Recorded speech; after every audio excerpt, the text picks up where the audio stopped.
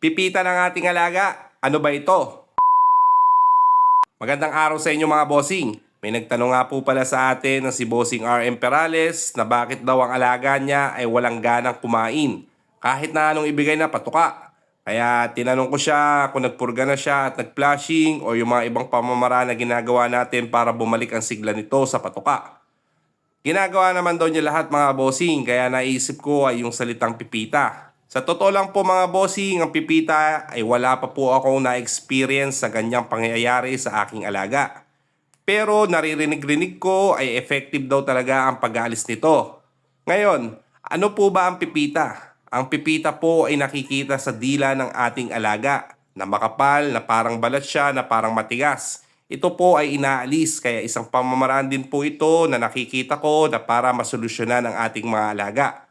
Kaya Bossing RM, kung ipapatanggal nyo ang pipita ng inyong alaga ay dapat doon sa marunong.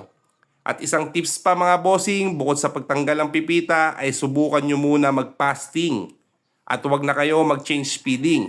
Natural po kapag tayo ay nag-change feeding ay siguradong maninibago ang ating alaga. Tapos sa pagpapasing ay gawin nyong 2 beses muna sa isang linggo habang bumalik ang kanyang sigla sa patuka. Or isang beses sa isang linggo pwede din kayo mag-fasting para ma-reset nyo ang inyong alaga at patakam ulit siya sa binibigay nyo na patuka sa kanya. At kung regularly na kayo magpatuka sa kanya, siguro pakonti-konti lang muna para mabilis masanay at makarecover ang inyong alaga. Minsan kasi hindi na natin naiisip na patuka lang tayo ng patuka, minsan nagsasawa din sa paulit-ulit ang ating maalaga. Kaya dahilan na hindi sila makaubos ng patuka. Kaya napaka-importante din ng fasting mga bossing.